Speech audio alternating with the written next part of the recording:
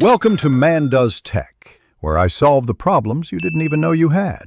In this video, I will explain how to join copper water pipe. First, always start by thoroughly cleaning the ends of your copper pipe and the inside of the fitting. Use a wire brush or abrasive pad to remove any oxidation or debris.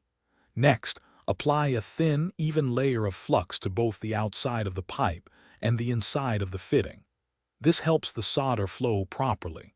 Finally, fit the pipe into the fitting, ensuring it's fully seated and aligned correctly before you begin heating. Now let's get to the soldering. Using a propane torch, begin heating the fitting evenly, moving the flame around the joint. You'll know it's hot enough when touching the solder to the joint causes it to melt and be drawn into the gap by capillary action. Continue feeding solder until a complete, continuous bead forms all the way around the joint. Once you see that full bead, remove the heat immediately to avoid overheating the joint.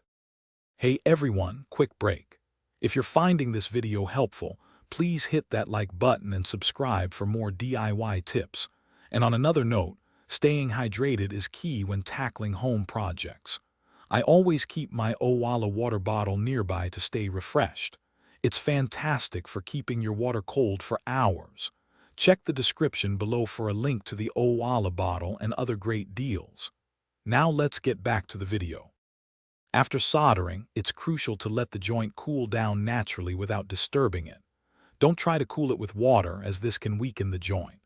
Once cool, take a damp cloth and wipe away any excess flux residue from around the joint. This prevents corrosion over time. Finally, after all your joints are complete and cooled, pressurize your water system and carefully inspect every new joint for any signs of leaks. A good joint should be watertight.